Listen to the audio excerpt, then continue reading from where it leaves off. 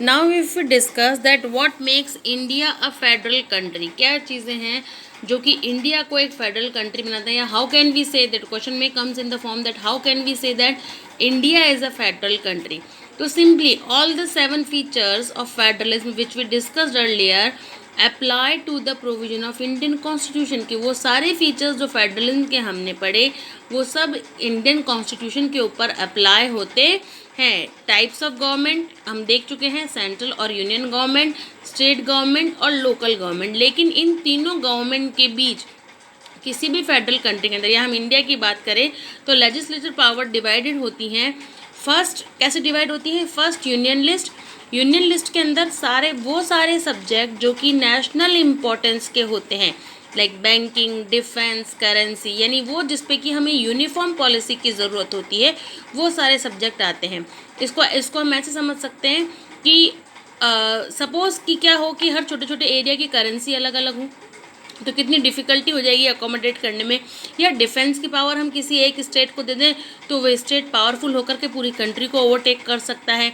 या बैंकिंग से related power हम पर्टिकुलर स्टेट को दे दें तो क्या हो कि एक पर्टिकुलर स्टेट के अंदर अगर हम जाएं तो वहाँ पर बैंकिंग के नॉर्म्स अलग हों, इंटरेस्ट कम हो ज़्यादा हो, तो पर्सन कहाँ जाएगा? जहाँ पर कम इंटरेस्ट मिलेगा. तो ऐसी सारे मैटर्स जिस पर कि हमें पूरी कंट्री के लिए एक यूनिफॉर्म पॉलिसी, एक जैसी पॉलिसी की ज़रूरत होती है, वो सारी पावर यूनियन लिस्ट के अंदर आती है. और यूनियन लिस्ट से रिलेटेड जो भी लॉज बनाने हैं या लेजिस्लेशन है, वो पूरी पावर सेंट्रल गवर्नमेंट के हाथ में होती है. केवल सेंट्रल गवर्नमेंट ही इनसे रिलेटेड लॉज को बना सकता है या उसमें इंटरप्रेट कर सकता है. सेकेंड इज स्टेट लिस्ट, यानी it contains the subjects of state और लोकल इम्पोर्टेंस. जो लोकल इम्पोर्टेंस, जैसे पुलिस है, देखिए हर एरिया का पुलिस का अपना अलग जो पूरा पावर्स होती हैं वो अलग अलग होती हैं. Area wise, state wise police अलग अलग होती है. एरिया का ट्रेड डिफरेंट, एग्रीकल्चर, क्योंकि देखो ट्रेड डिफरेंट क्यों? क्योंकि सारे एरियाज़ के अंदर रिसोर्सेज एक जैसे नहीं मिलते हैं. कहीं पर मिनरल्स मिलते हैं, कहीं एग्रीकल्चर ज़्यादा होता है, तो उससे रिलेटेड ही उस स्टेट का टैक्स एग्रीकल्चर होता है और ट्रेड होता है. उसी के अकॉर्डिंग इरिगेशन फैसिलिटीज़ की ज़रूरत होती है. तो स्टेट लिस्ट के अंदर वो सारे सब्जेक्ट्स आते हैं जो कि स्टेट के या लोकल इम्पोर्टेंस के होते हैं.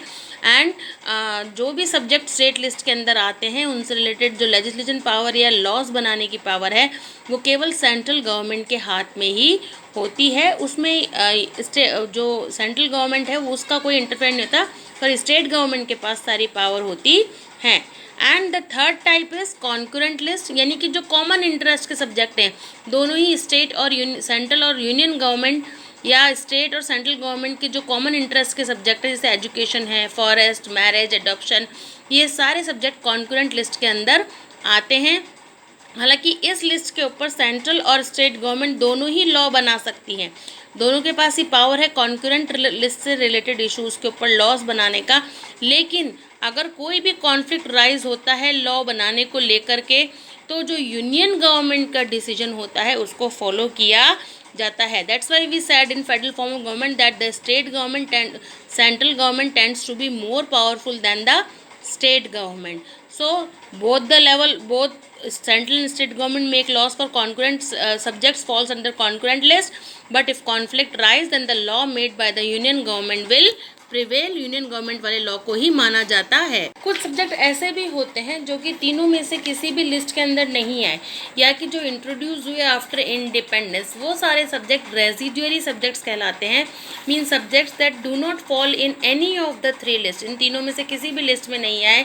जैसे कंप्यूटर सॉफ्टवेयर की हम बात कर लें तो according to constitution union government has the power to make laws on these subject. तो यूनियन गवर्नमेंट के पास पावर होती है इन सब्जेक्ट पर लॉज बनाने को लेकर के. तो रेजिडुअरी सब्जेक्ट से रिलेटेड पावर जो होती हैं वो यूनियन गवर्नमेंट के पास ही होती हैं. So we discuss the topic what makes India a federal country.